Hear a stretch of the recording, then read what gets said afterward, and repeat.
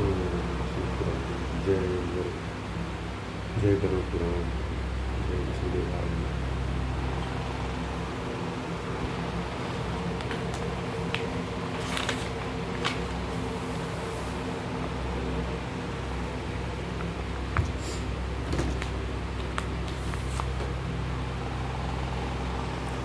वासुदेव ने कहा, हे रुद्र, सूर्यार्चन में भगवान सूर्य का इस प्रकार ध्यान करना चाहिए। वे भगवान सूर्य तेज स्वरूप रक्त वर्ण वाले श्वेत पद्म पर विराजमान एक चक्र वाले पथ पर समासीन दो भुजाओं से युक्त तथा कमल धारण करने वाले हैं। इस रूप में उनका सदैव ध्यान करना चाहिए। श्री हरि ने पुनः कहा, हे वृषध्वज, अब मैं माहेश्वरी पूजा का वर्णन कर रहा हूँ, उसे सुनो। पहले स्नान तथा आचमन कर ले। इसके बाद आसन पर बैठकर न्यास करके मंडल में महेश्वर की पूजा करे। हे महेशान, हर की पूजा परिवार के साथ करे। हे रुद्र, ओम हाम शिवासन देवता आगच्छत, इस मंत्र से आसन के देवताओं का आवाहन करें। मंडल के मुख्य द्वार पर स्नान गंध आदि द्वारा ओम हाम गणपतये नमः मंत्र से गणपति की, ओम हाम सरस्वतीये नमः मंत्र से सरस्वती की, ओम हाम नंदिने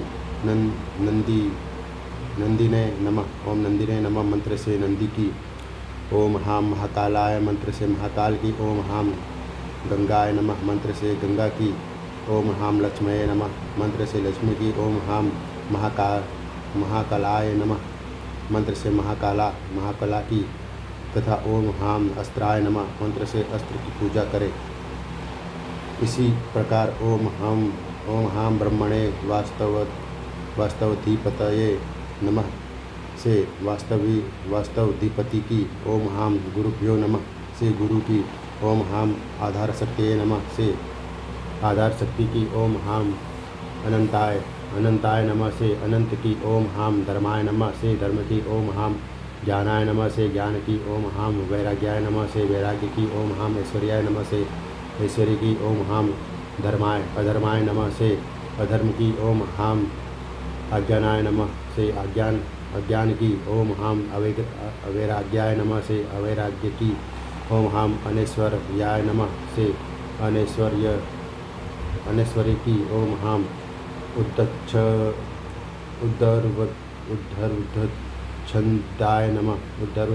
नमः से उद्धर्वछंद की, ओम हाम अधच्छंदाय नमः से अधच्छंद की, ओम हाम पद्माय नमः से पद्म की,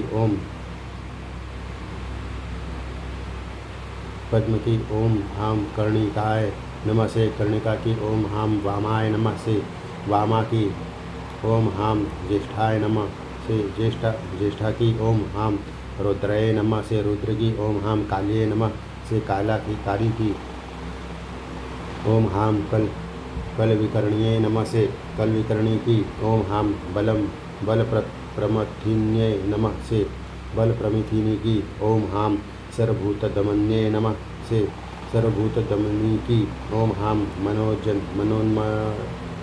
मनोन्मन्ये नमः से मनोन्मनी की, ओम हाम मंडल तृतीयाय नमः से मंडल तृतीय की, ओम हाम हम सर्व शिवमूर्तये नमः से शिवमूर्ति की, ओम हाम विद्याधिपतये नमः से विद्याधिपति की, और हाम हीम होम शिवाय नमः से शिव की पूजा करें।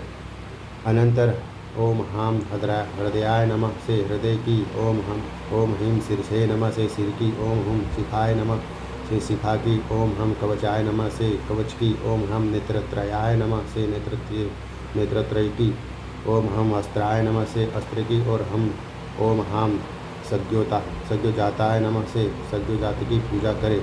सज्ञोजात की 8 कलाएँ जाननी चाहिए जो पूर्व आदि दिशाओं में स्थित है। उनकी पूजा गंध आदि से इस प्रकार करनी चाहिए। ओम हाम सिद्धये नमः से सिद्धि की, ओम हाम त्रथये नमः से रिद्धि की, ओम हाम विद्युताय नमः विद्युताय नमः से विद्युता की। ओम हाम लक्ष्मये नमः से लक्ष्मी की। ओम हाम बौद्धाय नमः से बौद्ध की बौद्धा की। ओम हाम काल्ये नमः से काली की। ओम हाम स्वधाय नमः से स्वधा की। और ओम हाम प्रभाय नमः से प्रभा की अर्चना करनी चाहिए। हे वृषध्वज, वामदेव की 13 कलाएँ जाननी चाहिए। उनकी भी पूजा गंध पुष्प आदि से करनी चाहिए। उसकी पूजा में पहले ओम हाम वामदेवाय नमः कहकर वामदेव की पूजा करने के बाद उनकी कलाओं का पूजन करना चाहिए। जैसे ओम हाम रजसे नमः ओम रजस्की। ओम से नमः से ओम नमः से रजस की। ओम हाम रक्षाय नमः से रक्षा की। ओम हाम रत्ये नमः से रति की। ओम हाम कन्याय नमः से कन्या की। ओम हाम कामाय नमः से कामा की।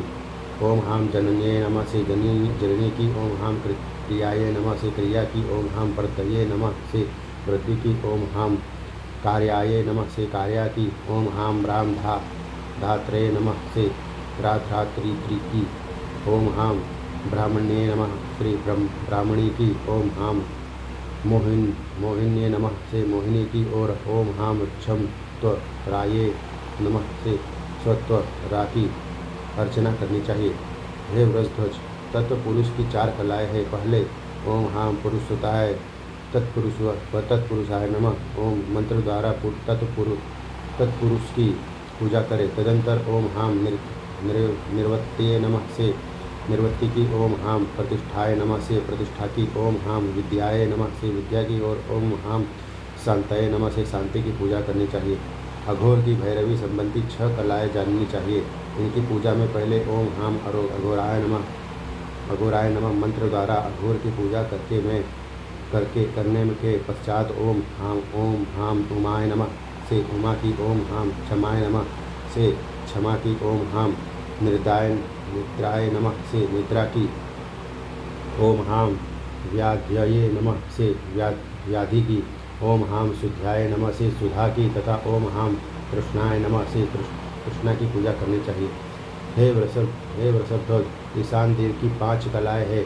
इनकी पूजा में ओम हाम ईशानाय नमः इस मंत्र से ईशान की पूजा करने के पश्चात ओम हाम समित्ये नमः से समिति की। ओम हाम अखंडाय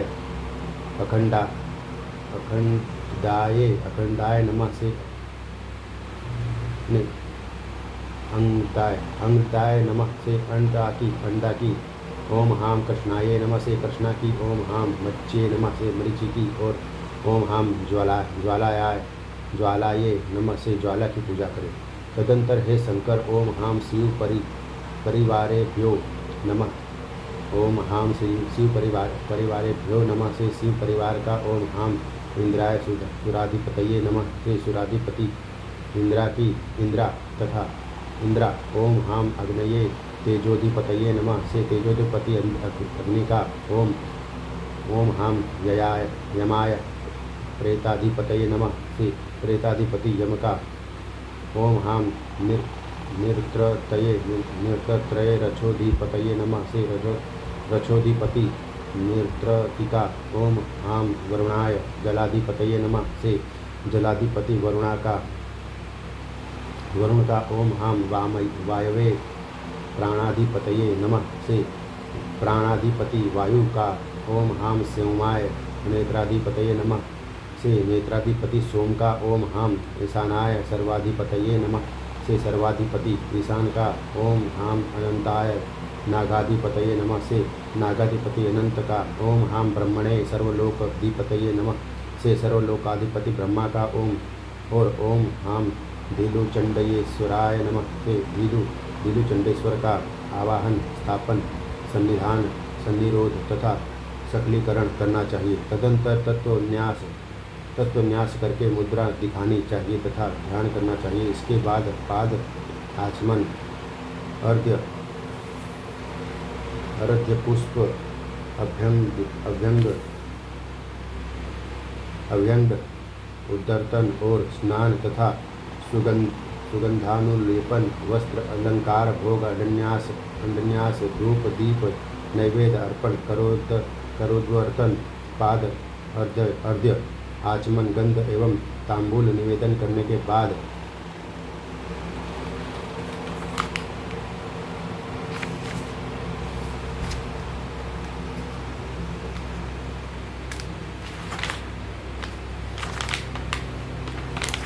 तांबूल निवेदन करने के बाद गीत वाद नृत्य से महेश्वर को संतुष्ट कर छत्र आदि समर्पित करना चाहिए। मुद्रा का प्रदर्शन करके आवाहित देव के रूप का ध्यान जप तथा तदाभ्याम्य भाव से मूल मंत्र द्वारा जप और पूजा को समर्पित करें।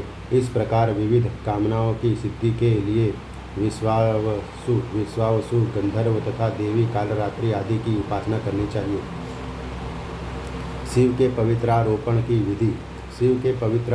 विधि। श्री हरि ने कहा, हे महादेव, अमंगल का नाश करने वाले भगवान शिव के पवित्रारोपण के पूजा विधान को कह रहा हूँ। यह पूजा आषाढ़, श्रावण, माघ या भाद्रपद मास में होती है। पवित्रारोपण की इस पूजा में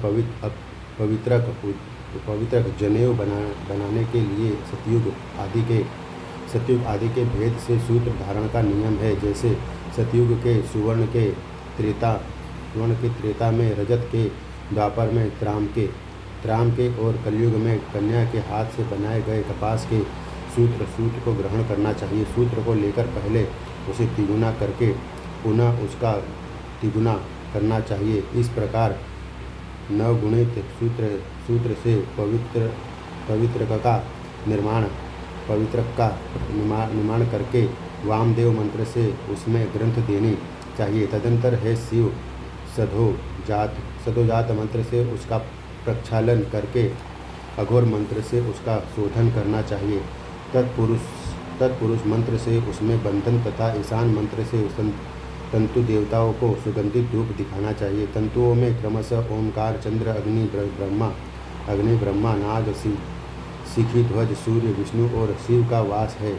ये 9 तंतु के देवता है। रुद्र उस पवित्र कम के 108 या 50 अथवा 25 तंतु होने चाहिए। ये क्रमशः उत्तम, मध्यम तथा कनिष्ठ है। पवित्र कम में 10 ग्रंथि का मान है। अतएव प्रत्येक 4 अंगुल या 2 अंगुल अथवा 1 अंगुल का अंतर देकर एक ग्रंथि का बंधन देना चाहिए। हे सदाशिव, उन ग्रंथियों के नाम इस प्रकार है: प्रकृति, पौरुषी, वीरा, अपराजिता, जह्यया, विजया, रुद्रा, अजिता, मनोन्मनी तथा सर्वमुखी। हे शिव, ग्रंथि बंधक के पश्चात उस पवित्रक को कुमकुम, चंदन आदि सुगंधित पदार्थों से रंजित करना चाहिए। उस गंधानुरंजित पवित्रक को देव को समर्पित कर देना चाहिए। तदंतर यथाविधि सभी क्रियाओं को करके, हे देवेश, हे महेश्वर, आप अपने गणों के साथ यहाँ पर आमंत्रित है। प्रातःकाल यहीं पर आपका पूजन करूँगा, अतः आप यहाँ पर उपस्थित रहे। इस प्रकार देवताओं को आमंत्रित करें और गति वाद्यादि के द्वारा रात्रि जागरण करें। प्रातः उन आमंत्रित पवित्रकों को भगवान महेश्वर के पास स्थापित करके चतुर्दशी स्थिति में स्नान करें और सबसे पहले सूर्य तथा रुद्र की पूजा करें। तदंतर ललाटस्थ विश्वरूप का ध्यान कर अपने आत्मस्वरूप की पूजा करें। तत्पश्चात अस्त्र मंत्र से प्रोक्षित और हृदय मंत्र के द्वारा अर्पित तथा संहिता मंत्रों से धूपित पवित्रकों को भगवान को समर्पित करना चाहिए। सबसे पहले शिव तत्व और विद्या तत्व की पूजा करके आत्म तत्व और देवता तत्व का पूजन इन निर्धारित मंत्रों से करें। ओम होम शिव तत्वाय नमः। ओम ह्रीं विद्यातत्वाय नमः। ओम हां होम आत्मतत्वाय नमः। ओम हां ह्रीं ओम क्षौम सर्वतत्वाय नमः। भगवान महेश्वर को पवित्र विधि पूर्वक निवेदित कर स्वयं भी धारण करना चाहिए। अध्याय 42। विष्णु के पवित्रारोपण की विधि। श्री हरि ने कहा, हे वृषभध्वज, अब मैं आपसे विष्णु के पवित्रारोपण का वर्णन करूंगा, जो भोग तथा मोक्ष दोनों को देने वाला है।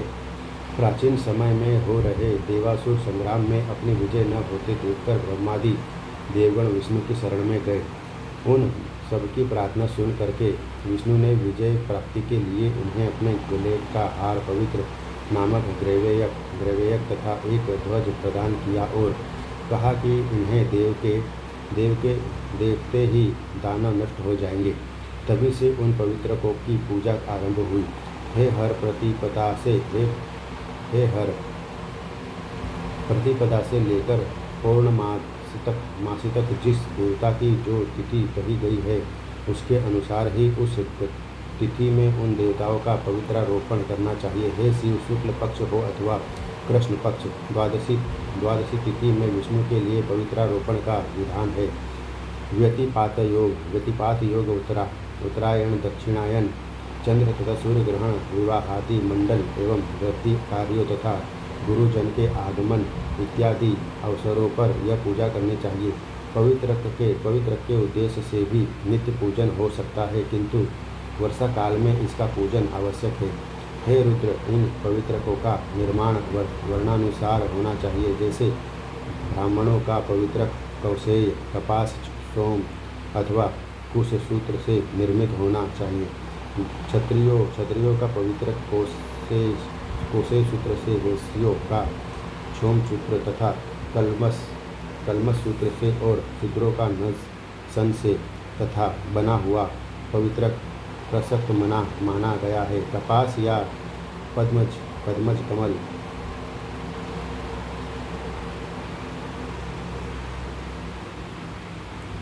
कमल से निर्मित पवित्रक समस्त वर्णों के लिए प्रशस्त है।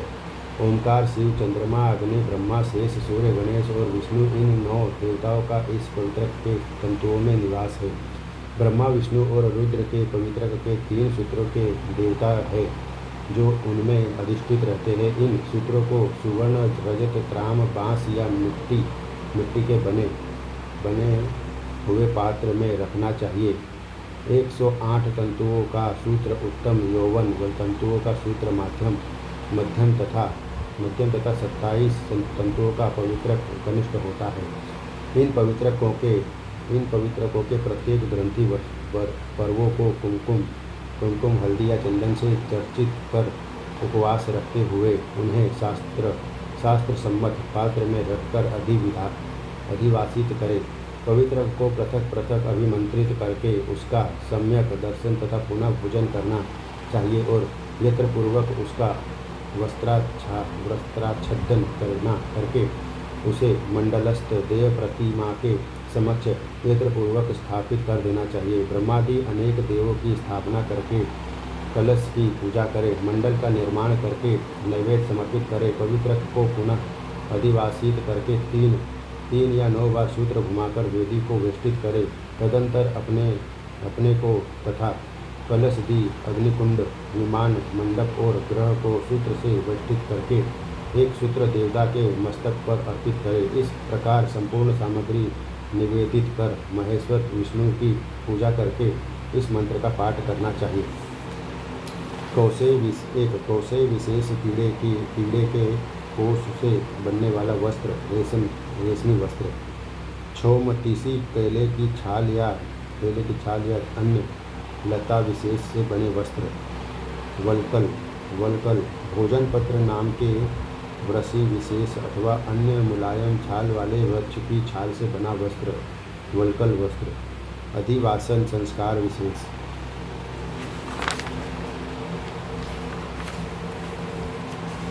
आवाहितोषि देवेश पूजार्थ परमेश्वर तत्प्रभातेर्चास्यामि सामग्र्या सन्निधो भव। हे परमेश्वर देवेश्वर, आप यहाँ पर पूजा के लिए आवाहित है। इस समस्त सामग्री से प्रभात काल में मैं आपका पूजन करूँगा। आपकी सन्निधि यहाँ बनी रहे। 1 रात्रि या 3 रात्रि तक पवित्र को अधिवासित कर स्वयं रात्रि में जागरण करके प्रातःकाल भगवान सेवक का पूजन करें और निर्मित पवित्रकों को उन देव को अर्पित करें। पवित्रकों को धूप से धूपित करके मंत्र के द्वारा अभिमंत्रित भी करना चाहिए। गायत्री मंत्र से पूजित इस पवित्र के द्वारा देव पूजन करके उसे मंत्र पढ़कर देवता के समक्ष स्थापित कर दे। विशुद्ध ग्रंथिक रम्य महापातक नाशनम सर्वपापक्षयम देव एकाग्रे धारयाम्यहम्। हे देव, यह पवित्र विशुद्ध रूप से ग्रथिक सुंदर तथा महापातकों को नष्ट करने वाला और संपूर्ण पापों का क्षय करने वाला है। इसे मैं आपके समक्ष स्थापित करता हूँ। तदंतर इस मंत्र का पाठ कर स्वयं भी धारण करना चाहिए। पवित्रम वैष्णव तेज सर्वपातक नाशनम धर्म कामार्थ सिद्ध्यर्थ स्वकंठे धारयाम्यहम्। हे देव, यह विष्णु तेज स्वरूप सर्वपाप विनाशक पवित्रक है। मैं धर्म काम तथा अर्थ इस त्रिवर्ग की सिद्धि के लिए इसे अपने कंठ में धारण करता हूँ। अनंतर इस प्रकार प्रार्थना करें। वनमाला यथा देव कौस्तुम्भ सतंत हृदि तदतः पवित्रम तंतूना मालां त्वं हृदये धर। हे देव, आपके हृदय पर जिस प्रकार वनमाला और कौतुभ विराजते हैं, उसी प्रकार तंतुओं की बनी हुई यह माला और पवित्रक आप अपने हृदय पर धारण करें। इस प्रकार प्रार्थना करके ब्राह्मणों को भोजन कराकर उन्हें दक्षिणा देकर उसी दिन सायंकाल या दूसरे दिन पुनः उसी प्रकार पूजा संपन्न करके निम्न मंत्र पढ़ते हुए विसर्जन करें। सावंसरी में मां पूजा संपाद विधि वन्मया व्रज पवित्र केदानी विष्णुलोकम विसर्जित। हे पवित्रक, मैंने इस सांवत्सरी पूजा को विविधित संपादित किया है। इस समय मेरे द्वारा विसर्जित आप विष्णुलोक को पधारे। अध्याय 43। ब्रह्म मूर्ति के ध्यान का निरूपण। श्री हरि ने कहा, हे रुद्र, भगवान की पवित्रक आदि से पूजा कर ब्रह्म का ध्यान करके साधक हरि बन जाता है, मेरा स्वरूप हो जाता है। अब मैं माया जाल को नष्ट करने वाले ब्रह्म के ध्यान का वर्णन करता हूँ, आप सुनो। ब्रह्म के ध्यान के लिए प्रवृत्त प्राज्ञ विशेष साधक अपनी वाणी एवं मन को नियंत्रित कर अपनी आत्मा में ही ज्ञान स्वरूप ब्रह्म का विजन करे। और जिस प्राज्ञ को यह उत्कृष्ट इच्छा हो कि मैं अपनी आत्मा में ब्रह्म का दर्शन, जीव ब्रह्म का अभेद दर्शन करूँ, उसे महद ब्रह्म प्रत्येक चैतन्याभिन्न परब्रह्म में ज्ञान की भावना, ब्रह्म एवं निर्विषय नित्य ज्ञान में अभेद भाव करने चाहिए। ब्रह्मा का ध्यान ही समाधि है। मैं ब्रह्म हूँ, इस रूप में सदा स्वयं की अवस्थिति ही ब्रह्मा का ध्यान है। स्वयं से अभिन्न ब्रह्म देह, इंद्रिय, मन, बुद्धि, प्राण, अहंकार, पंचमहाभूत पृथ्वी, जल, तेज, वायु एवं आकाश, पंचतन्मात्र, गंध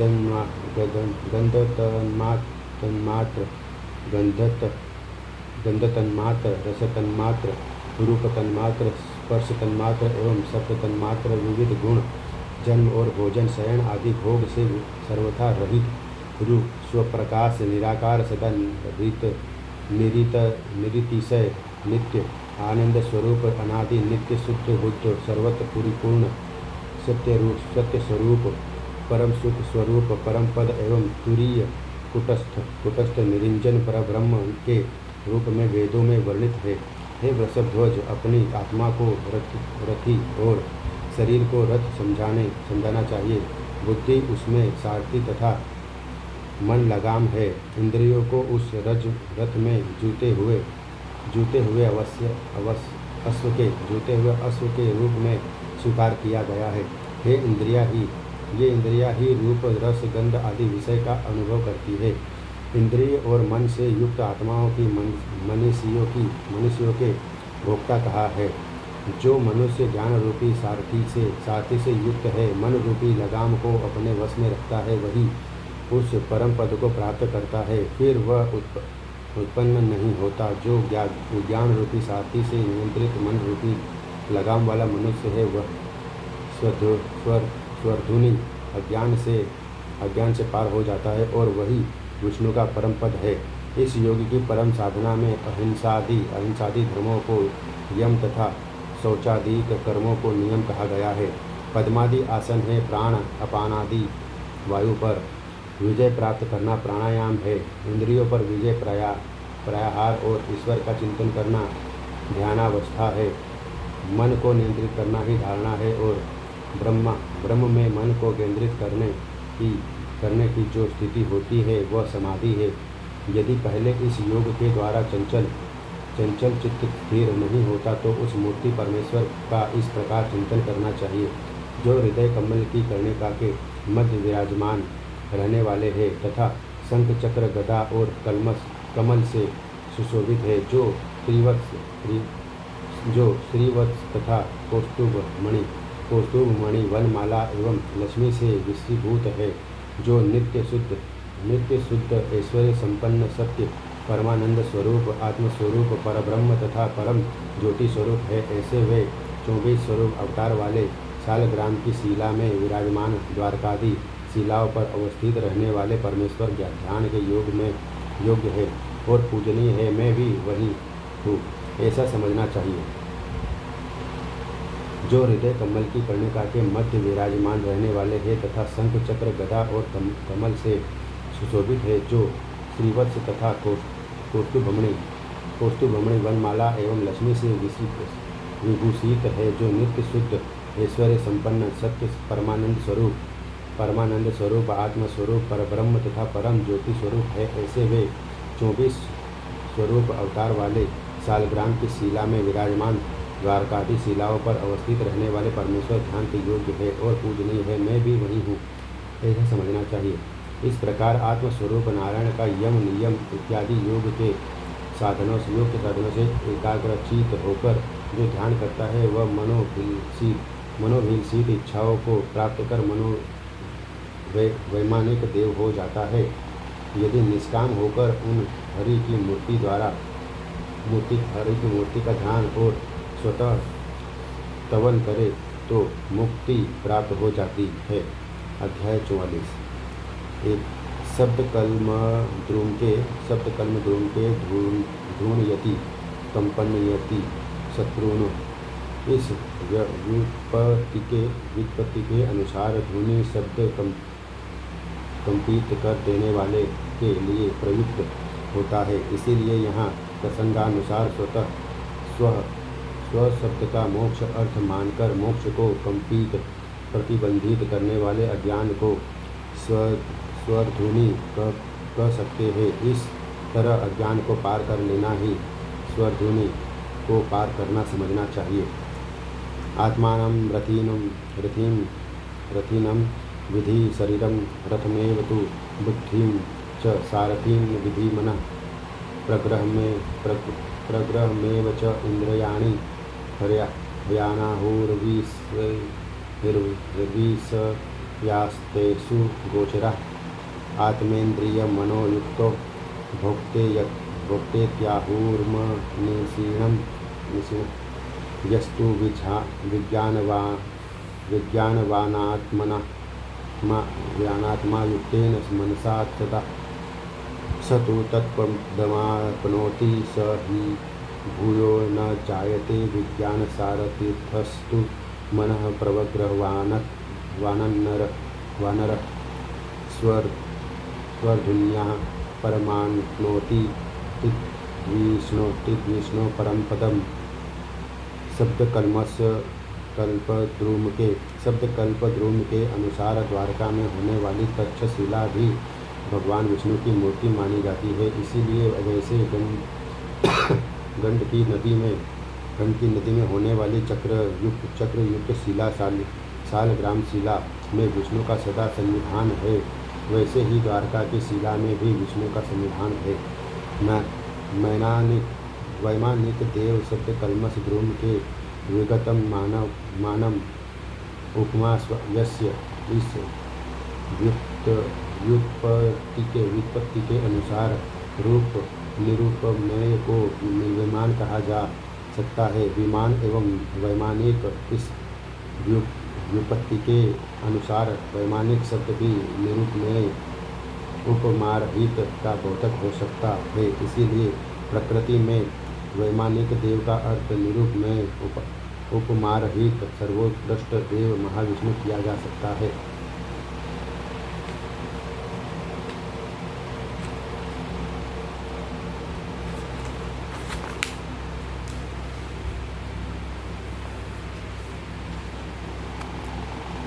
विविध सालग्राम शिलाओं के लक्षण। श्री हरि ने कहा, हे वृषभध्वज, अब मैं प्रसंगवश सालग्राम का लक्षण कहता हूँ। सालग्राम शिलाओं के स्पर्श मात्र से करोड़ों जन्मों के पाप नष्ट हो जाते हैं। केशव, नारायण, गोविंद तथा मधुसूदन आदि नामों वाली विभिन्न सालग्राम शिलाएं होती है, जो शंख, चक्र आदि चिन्हों से सुशोभित रहती है। इन शिलाओं के लक्षण इस प्रकार है। शंख, चक्र, गदा तथा पद्म के चिन्ह से सुशोभित शिला केशव, पद्म, कामोद की गदा, चक्र तथा शंख के चिन्ह से सुशोभित शिला नारायण, चक्र, शंख, पद्म तथा गदा के चिन्ह से विभूषित शिला माधव और गदा, पद्म, शंख तथा चक्र के चिन्ह से शोभायमान शिला गोविंद नाम से जानी जाती है। पद्म, शंख, चक्र, गदा से युक्त विष्णु नाम की शंख, पद्म, गदा तथा चक्र से युक्त मधुसूदन नाम की गदा, चक्र, शंख, पद्म से युक्त त्रिविक्रम नाम की चक्र, गदा, पद्म, शंख से चिन्हित वामन नाम की चक्र, पद्म, शंख एवं गदा से सम्मिलित श्रीधर नाम की और पद्म, गदा, शंख, चक्र से अंकित ऋषिकेश नाम की सालग्राम मूर्ति कही गई है। इन देव मूर्तियों को बार बार नमन है। पद्म, चक्र, गदा, शंख चिन्ह पूरित सालग्राम शिला, पद्मनाभ, शंख, चक्र, गदा प्रयुक्त सालग्राम शिला, दामोदर, चक्र, शंख, गदा तथा पद्म से युक्त सालग्राम शिला, वासुदेव, शंख, चक्र, पद्म, गदा, शंख, पद्म, चक्र, गदा चिन्ह से सम्मिलित सालग्राम शिला, संकर्षण, शंख, गदा, पद्म, चक्र से सुशोभित सालग्राम शिला, पद्म, प्रद्युम्न तथा गदा, शंख, पद्म और चक्र से सुशोभित सालग्राम शिला अनिरुद्ध नाम से अभिहित है। इन्हें बारंबार प्रणाम है। पद्म, शंख, गदा, चक्र के चिन्ह से वशीभूत पुरुषोत्तम नाम की गदा, शंख, चक्र, पद्म चिन्ह से विभूषित अधोक्षय नाम की पद्म, गदा, शंख, चक्र से वशीभूत नरसिंह नाम की पद्म, शंख, चक्र, गदा से अंकित अच्युत नाम की और शंख, चक्र, पद्म, गदा से संयुक्त जनार्दन की सालग्राम मूर्ति है। इन देवनामों से अभिहित मूर्तियों का नमस्कार है। गदा, चक्र, पद्म, शंख से अंकित सालग्राम उपेंद्र, चक्र, पद्म, गदा, शंख से युक्त सालग्राम हरि, गदा, पद्म, चक्र, शंख से शोभित सालग्राम श्री कृष्ण नाम से प्रसिद्ध है और सालग्राम शिला के द्वार देश पर चिन्हित 2 चक्र धारण करने वाले शुक्ल वर्ण वाले भगवान वासुदेव है। इन सभी रूपों एवं नामों को धारण करने वाले हे गदाधर भगवान विष्णु, हम सबकी आप रक्षा करें। 2 चक्रों से युक्त रक्त आभा वाली और पूर्व भाग में पद्म चिन्ह से अंकित सालग्राम शिला संकर्षण की मूर्ति होती है, किंतु छोटे छोटे चक्रों वाली तथा पित्त वर्ण की होने पर शिला प्रद्युम्न कही जाती है। यदि सालग्राम शिला बड़ी तथा छिद्र से संयुक्त शिरोभाग वाली वर्तुलाकार हो तो उसे अनिरुद्ध नामक सालग्राम मूर्ति कहते हैं, जो द्वार मुख पर नील वर्ण की 3 रेखाओं से युक्त होती है और जिसका शेष संपूर्ण भाग कृष्ण वर्ण से सुशोभित रहता है। वह सालग्राम शिला परायण शिला के नाम से जानी जाती है। जिस शिला के मध्य में गदा के समान रेखा हो, यथास्थान नाभि चक्र उन्नत हो तथा वक्ष स्थल विस्तृत हो, वह नरसिंह नाम वाली सालग्राम शिला है और इन चिन्हों के साथ ही उसने 3 बिंदु अथवा 5 बिंदु हो तो वह कपिल नाम शिला है। वह शिला हम सबकी रक्षा करे, उसका पूजन ब्रह्मचारियों को करना चाहिए। बस विषम परिणाम वाले 2 चक्रों से चिन्हित शक्ति चिन्ह से युक्त शिला को वाराह शिला कहते हैं। वह हम सबकी रक्षा करे। नील वर्ण वाली 3 रेखाओं से युक्त से युक्त स्थूल तथा बिंदु युक्त शिला कूर्म मूर्ति है, और वही अगर वर्तुलाकार है तथा उसका पीछे का भाग झुका हुआ हो तो वह शिला कृष्ण कही गई है। वह हम सबकी रक्षा करे। हम 5 रेखा वाली शिला श्रीधर नाम की कही जाती है। गदा से अंकित शिला वनमाली है, ये हम सबकी रक्षा करे। गोलाकार तथा छोटी शिला वामन शिला है। बाएं भाग में चक्रांकित शिला सुरेश्वर की मूर्ति है।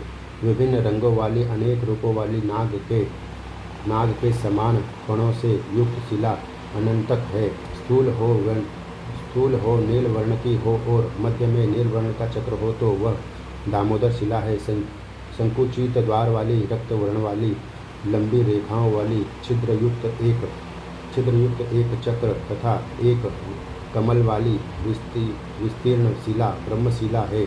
ये सब हम सबकी रक्षा करें। विस्तृत छिद्र वाली तथा स्थूल चक्र वाली शिला कृष्णशिला तथा बिल्वाकार शिला विष्णुशिला है। अंकुश के आकार वाली 5 रक्षाओं वाली तथा कौस्तुभ चिन्ह से युक्त शिला हयग्रीव शिला है। एक चक्र तथा एक कमल से अंकित मणि तथा रत्नों की आभा से युक्त कृष्ण वर्ण की शिला वैकुंठ शिला और द्वार पर रेखा वाली विस्तृत कमल सदृश शिला मत्स्य शिला है। ये हम सबकी रक्षा करें। दाहिनी और रेखा युक्त श्याम वर्ण से सम्मिलित श्राम चक्र से अंकित त्रिविक्रम नाम वाली शिला हम सबकी रक्षा करें। द्वारका में स्थित सालग्राम में निवास करने वाली गदाधारी भगवान को नमस्कार है। एक द्वार वाली 4 चक्रों से युक्त वनमाला से विषीभूत स्वर्ण रेखा समन्वित गोपद से सुशोभित तथा कदम्ब के पुष्प की आकृति वाली लक्ष्मी नारायण नाम वाली शिला हम सबकी रक्षा करें। एक चक्र वाले सालग्राम को सुदर्शन कहते हैं। उनके रूप में वे गदाधारी श्री विष्णु हम सबकी रक्षा करें। 2 चक्र होने से सालग्राम शिला की लक्ष्मी नारायण संज्ञा होती है। जिसमें 3 चक्र है वह शिला त्रिविक्रम की मूर्ति है। 4 चक्र वाली चतुर्व्यूह, 5 चक्र वाली वासुदेव, 6 चक्र वाली सालग्राम शिला प्रधुम्न, 7 चक्र वाली शिला संकर्षण, 8 चक्र वाली पुरुषोत्तम, 9 चक्र वाली शिला नवव्यूह, 10 चक्र वाली दशावतार तथा 11 चक्र वाली शिला अनिरुद्ध कहलाती है। ये हम सबकी रक्षा करें। 12 चक्रों से युक्त शिला द्वादशात्मा है। 12 से अधिक चक्र की शिला अनंत नाम वाली है। जो मनुष्य इस विष्णु मूर्ति स्तोत्र का पाठ करता है उसे स्वर्ग की प्राप्ति होती है। अध्याय 45। वास्तुमंडल पूजा विधि। श्री हरि ने कहा, ग्रह निर्माण के प्रारंभ में जिसके करने से समस्त विघ्न नष्ट हो जाते हैं, संक्षेप में उस वास्तु पूजा की विधि करता हूँ। यह पूजा ईशान कोण से प्रारंभ होकर 81 पद वाले मंडप के अंतर्गत पूर्ण की जानी चाहिए। इस मंडल के ईशान कोण में वास्तु देवता का मस्तक होता है। नेत्रत्य कोण में उनके दोनों पाद तथा अग्नि और वायु कोण में दोनों हाथ होते हैं।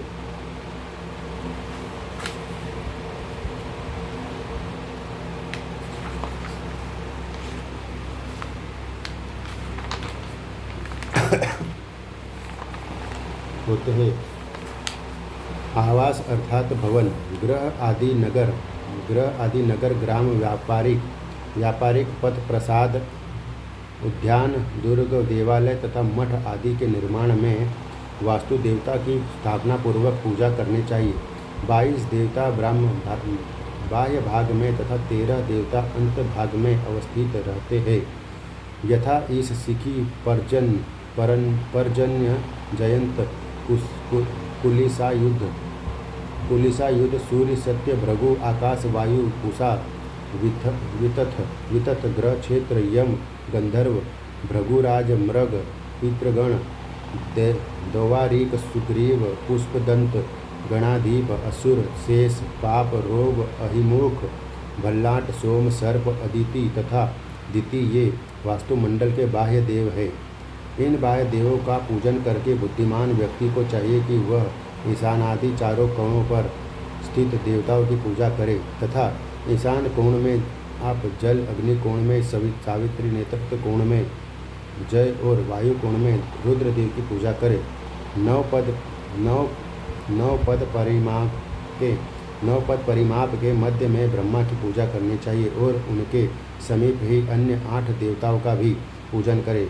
पूर्वाधिक क्रम से उन पूजनीय देवों के नाम इस प्रकार है: अरे माँ सविता, विवस्वान, विबुधादीप, मित्र, राजस्यमा, पृथ्वीधर और अपवत्स ये 8 देव है जो ब्रह्मा के चारों ओर मंडलकार स्थित है। दुर्ग निर्माण में ईशान कोण से नेतृत्व कोण पर्यंत सूत्र द्वारा किया गया रेखांकन वंश कहा जाता है और अग्नि कोण से जब वायु कोण पर्यंत दूसरी रेखा खींची जाती है तो वह वंश रेखा दुर्धर रेखा कहलाती है। वंश रेखा पर ईशान कोण में अदिति दुर्धर योग बिंदु पर हिमवंत, नेतृत्व कोण में अर्थात वास्तुमंडल के अंतिम नेतृत्व बिंदु पर जयंत के पूजन का विधान है। तत्पश्चात दुर्धर रेखा के प्रारंभ में अग्नि कोण पर नायिका तथा अंतिम छोर वायु कोण पर कालिका देवी की पूजा करनी चाहिए। तदंतर शुक्र अर्थात इंद्र से लेकर गंधर्व पर्यंत युक्त वास्तु देवों की पूजा करके भवन निर्माण का कार्य प्रारंभ करना चाहिए। वास्तु भवन के सम्मुख भाग में देवालय, अग्नि कोण में पाकशाला, पूर्व दिशा में यज्ञ मंडप, ईशान कोण में काष्ठ या पत्थर से बनी पट्टिकाओं के द्वारा घिरा हुआ सुगंधित पदार्थों तथा पुष्पों को रखने का स्थान, उत्तर दिशा में भंडारागार, वायु कोण में गौशाला, पश्चिम दिशा में खिड़की तथा जलाशय, नेतृत्व कोण में समिधा, कुश, ईंधन तथा अस्त्र शस्त्र का कक्ष, दक्षिण दिशा में सुंदर स्या आसन, पादुका, जल, अग्नि, दीप और सज्जन व्यक्तियों से युक्त अतिथि गृह का निर्माण करना चाहिए।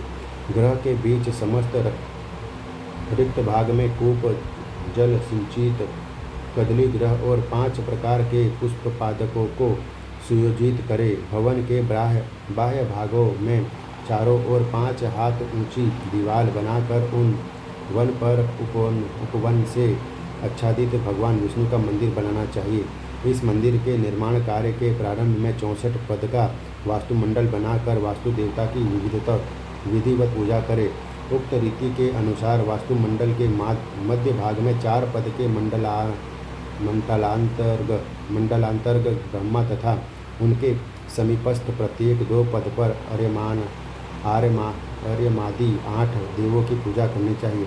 तदंतर कर्ण भाग पर कार्तिकेय आदि का पूजन करके दोनों ओर पार्श्व बिंदुओं पर 2-2 पदों की दूरी से स्थित अन्य पार्श्व देवों का पूजन करे। तत्पश्चात वास्तुमंडल के ईशानादि कोणों पर क्रमशः चरकी, विदारी, पूतना और पाप राक्षसी नामक देव शक्तियों की पूजा करनी चाहिए। उसके बाद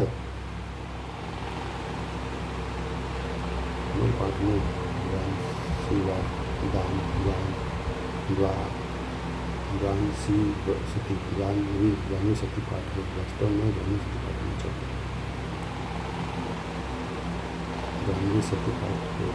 वास्तव में जान्हवी सती पाठ नहीं चाहिए।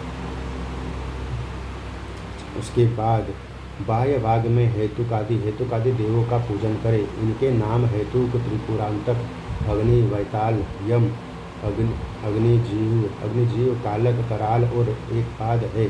उनकी पूजा करने के पश्चात ईशान कोण में भीम रूप, पाताल में प्रेतनायक, आकाश में गंधमाली तथा उनके बाद क्षेत्रपाल देवों की पूजा करनी चाहिए। यथासाध्य वास्तु संकुचित या विस्तृत क्षेत्रफल की राशि को वसुओं की संख्या अर्थात 8 से पहले भाग दे। उसके बीच हुए शेष भाग को यम माने। पुनः युक्त वास्तु राशि को 8 से गुणा करे, जो गुणनफल हो उसको रक्ष भाग अर्थात 27 से भाग दे। जो शेष हो उसे रक्ष या नक्षत्र राशि कहते हैं, और जो भागफल है वह अव्यय कहलाता है। उस रक्ष राशि को 4 से गुणा करके गुणनफल में 9 से भाग दे। जो शेषांश हो उसका नाम स्थिति है। इसी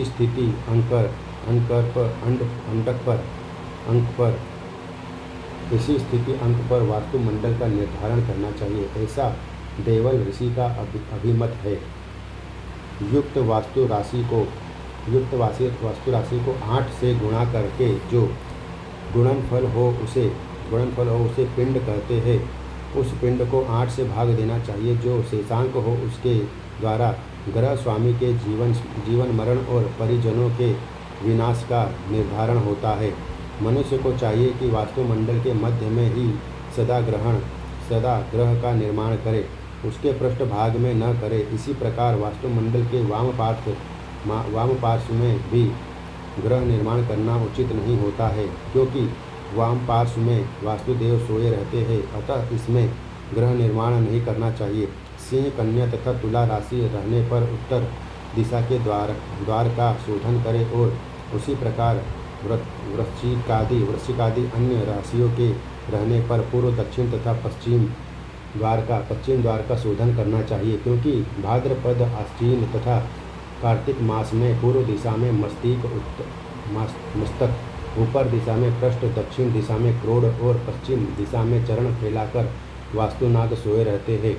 अतः उत्तर दिशा का द्वार इस काल में प्रशस्त होता है। वृश्चिक, धनु एवं मकर राशि अर्थात मार्गशीर्ष, पौष और माघ में वास्तुनाग का सिर दक्षिण, पृष्ठ पूर्व, क्रोध पश्चिम और पैर उत्तर दिशा में रहता है, जिससे उस समय पूर्व दिशा का द्वार शोधन उचित है। कुंभ, मीन और मेष राशि अर्थात फाल्गुन, चैत्र तथा वैशाख मास में वास्तुनाग का मस्तक पश्चिम, पृष्ठ दक्षिण तथा पैर उत्तर पूर्व दिशा में रहता है, अतः दक्षिण दिशा के द्वार का शोधन इस काल में श्रेयस्कर है। इसी प्रकार वृष, मिथुन और कर्क राशि अर्थात ज्येष्ठ, आषाढ़ तथा श्रावण मास में वास्तुनाग का सिर उत्तर, पृष्ठ पश्चिम, क्रोध पूर्व और पैर दक्षिण दिशा में रहता है। उस समय पश्चिम द्वार का शोधन करना उचित रहता है। वास्तु के विस्तार के अनुसार आधे भाग में द्वार का निर्माण करना चाहिए। इस प्रकार 8 दिशाओं में 8 द्वार कहे गए हैं। यदि उपर्युक्त शास्त्र सम्मत विधि से द्वार शोधन नहीं होता है तो हानि होती है। अतः उपर्युक्त विधि से प्रासाद या भवन का निर्माण करके उसके पूर्व में पीपल, दक्षिण में पाकड़, पश्चिम में बरगद, उत्तर में गूलर तथा ईशान कोण में सेमल का वृक्ष लगाना चाहिए, जो घर के लिए शुभ फलदायी होते हैं। इस प्रकार पूजित वास्तु प्रासाद और घर के विघ्नों का नाश करने वाला होता है। अध्याय 46।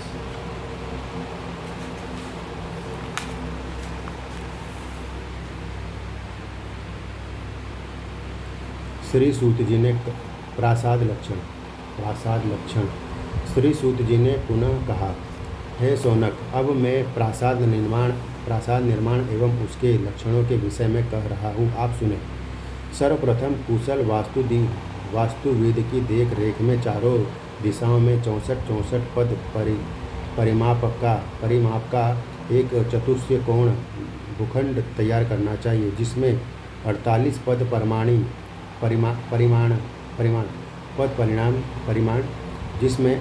पद परिमाण भूमि में दीवार का निर्माण करें। साथ ही चारों दिशाओं में कुल 12 द्वार बारादरी बनाया जाए। प्रासाद की ऊंचाई के परिमाण को अर्थात पृथ्वी तल पर प्रासाद का बनाया गया ऊंचा जो धरातल है उसको प्रासादिक जंगा कुर्सी कहते हैं। भवन की यह जंगा मानव जंगा की अपेक्षा 2.5 गुना अधिक होनी चाहिए। उसके ऊपर निर्मित होने वाले गर्भभाग के विस्तार परिमाप के सुक्रांदी कहते हैं। गर्भभाग को पुनः 3 अथवा भागों में विभक्त करना चाहिए और शुक्रांद्र के द्वार की ऊंचाई शिखर भाग की आधी करनी चाहिए। 4 शिखर बनाकर उसके तीसरे भाग पर वैदिक बंधन करें। उसके चतुर्थ भाग पर पुनः प्रसाद के कंठ भाग का निर्माण करना चाहिए अथवा भवन का निर्माण करने के लिए भूमि खंड को समान 16 भागों के विभक्त करके उसे उस 16वें भाग के चतुर्थ भाग के मध्य में गर्भगृह का निर्माण करवाए। बचे हुए 12 भाग में भित्ति दीवार का निर्माण करे। चतुर्थ भाग की ऊंचाई के अनुसार ही अन्य भित्तियों की ऊंचाई का परिमाण निश्चित करना चाहिए। भित्ति की ऊंचाई के मान की उपेक्षा शिखर की ऊंचाई 2 गुनी हो। मंदिर के चारों ओर बनने वाले प्रदक्षिणा भाग का विस्तार शिखर भाग की ऊंचाई के मन का चतुर्थांश होना चाहिए। चारों शिखरों के मन का चतुर्थांश होना चाहिए। बुद्धिमानों को चाहिए कि वे उस देव प्रासाद में चारों दिशा में निर्गम बाहर निकलने के बाद द्वार रखे। चारों दिशाओं में बाहर निकलने के द्वार रखे। गर्भगृह की चतुर्दिक भित्तियों में प्रत्येक भित्ति का 5 भाग करके उसके मध्य के 5वें भाग में द्वार लगाना चाहिए। ऐसा ही गर्भगृह के प्रत्येक द्वार का मान वास्तुविद विद्वानों ने निर्धारित किया है। गर्भगृह के समान ही उसके अग्रभाग में मुखमंडप बनाना चाहिए। यह प्रासाद का सामान्य लक्षण कहा गया है। अब मैं लिंग निर्माण के परिमाण को कह रहा हूँ। है सौनक, लिंग के परिमाण के अनुसार उसकी पीठ का निर्माण होना चाहिए। पीठ भाग का दुगुना चारों ओर पीठ का गर्भभाग हो। पीठ गर्भ के अनुसार ही उसकी भित्ति तथा उसके विस्तार के अर्ध परिणाम में उस लिंग पीठ का जंगा भाग निर्मित करे। है सौनक, जंगा भाग के परिमाण की अपेक्षा द्विगुणित ऊंचा शिखर होना चाहिए। पीठ और गर्भ भाग के मध्य जो परिमाण हो उस परिमाण के अनुसार शुक्रांद्री भाग निर्मित होता है। द्वार निर्माण के समय पहले जैसा कहा जा चुका है शेष कार्य वैसे ही होगा। लिंग का परिमाण बताया जा चुका है। अब द्वार का परिणाम कहते हैं।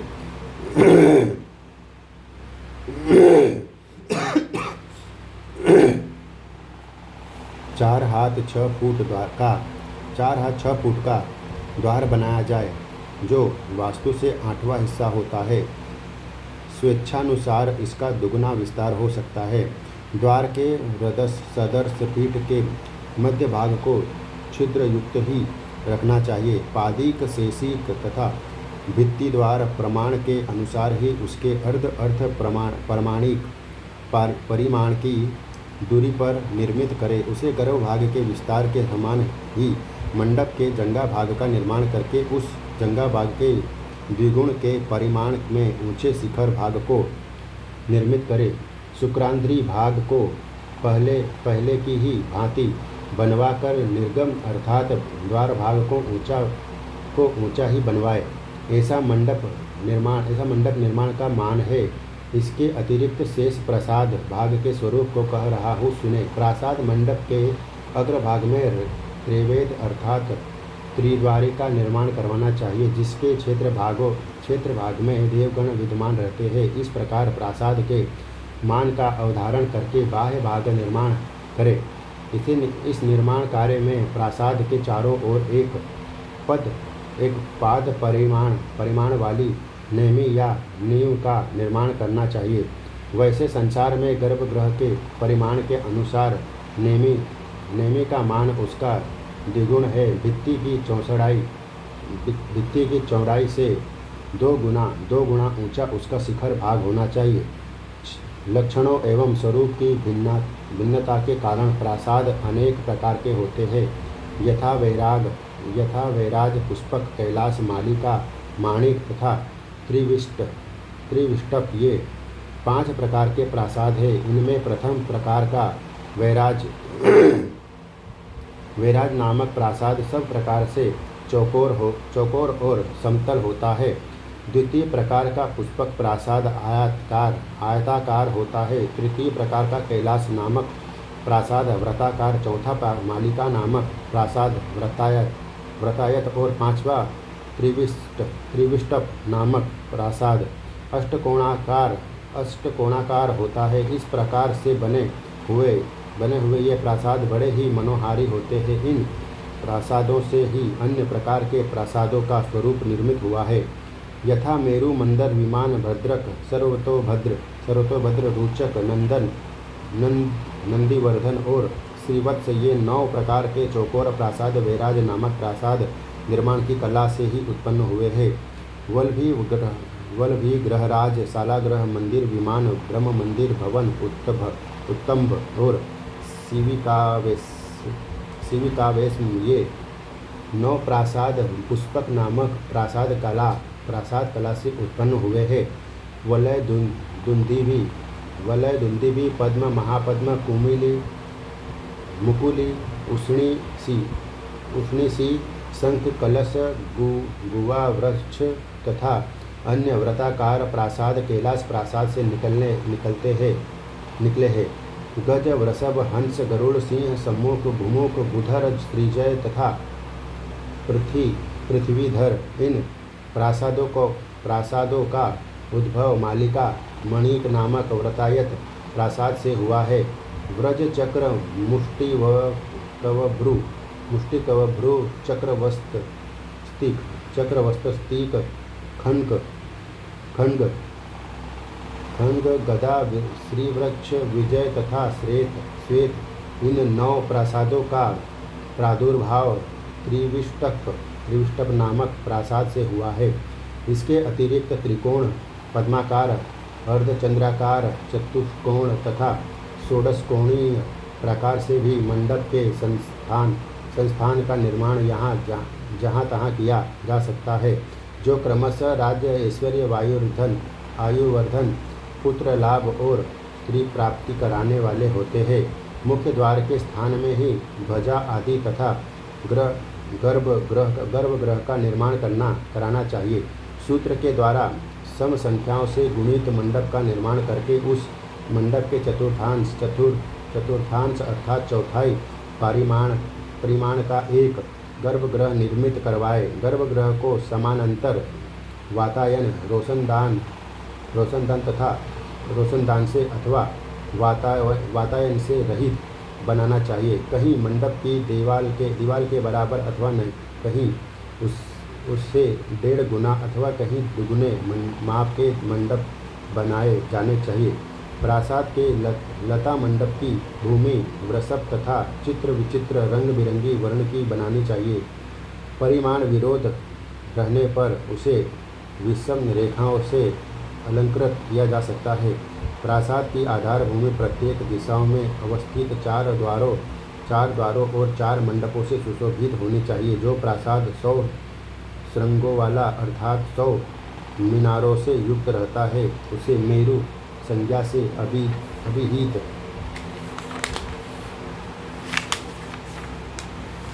अभिहित किया जाता है।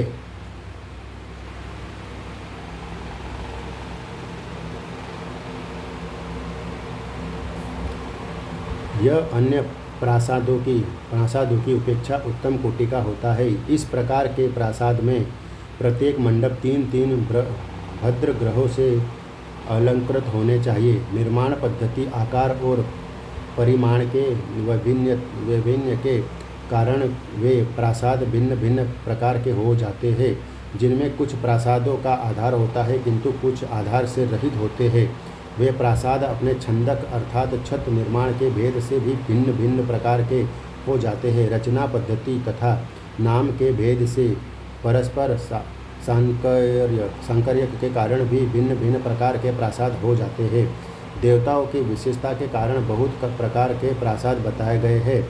यद्यपि स्वयंभू स्वतः प्रादुर्भूत भू मूर्ति देव मूर्ति देवताओं के लिए निर्मित होने वाले प्रासाद के निमित्त कोई नियम नहीं है, तथापि देवों के लिए युक्त मान के अनुसार ही उन प्रासादों का निर्माण करवाना चाहिए जो चतुरस्त्र अर्थात चौरस भूमि पर समान 4 कोणों से समन्वित हो। वे प्रासाद चंद्रशालाओं बारादरी से युक्त तथा भैरी शिखर नौबत खानों से संयुक्त होने चाहिए। उनके सामने के भाग में वाहनों के लिए लघु मंडप भी निर्मित हो। देव प्रासाद के द्वार देश की सन्निधि में नाट्यशाला बनानी चाहिए। प्रासाद के विभिन्न दिशाओं के मुख्य द्वारों पर अलग अलग द्वारपाल बनाने चाहिए। उस देव प्रासाद से कुछ दूर देवालय में रहने वाले सेवक वर्ग के लिए आवास बनवाना चाहिए। देव प्रासाद की भूमि फल पुष्प और जल से परिपूर्ण होनी चाहिए। ऐसे प्रासादों में देवताओं को स्थापित करके उनकी अर्घ्यादिक विविध प्रकार के उपचारों से पूजा करनी चाहिए। वासुदेव तो सर्वमय है। उनके भवन का निर्माण करने वाला व्यक्ति सभी फलों को प्राप्त करता है। अध्याय 47।